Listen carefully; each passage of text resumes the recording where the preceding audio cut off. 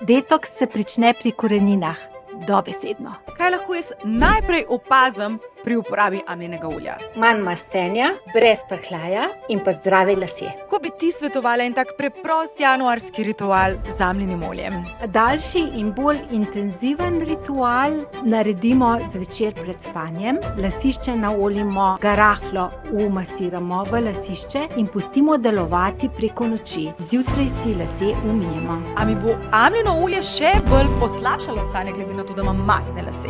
Ljudje napačno interpretirajo maščobo na lasišču z oljem. Maščoba na lasišču je smolnata in jo lahko razredčimo samo z oljem. To se pravi z oljem na lasišče. Kako lahko amljino olje pomaga osebi, ki precej izpadajo lasje zaradi različnih dejavnikov?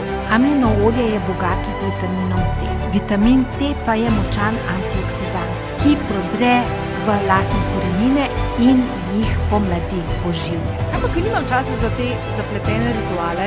Potem bi jaz svetovala vsaj ta krajši ritual z amljinim oljem. In sicer vedno 1 uro pred umivanjem las. Naoljimo lasišče, rahlo umasiramo olje v lasišče in potem umijemo lase. Se pravi, dam olje na lase, grem malo posesat, dam otroke spat in si grem glavo umit. Točno tako. To je to.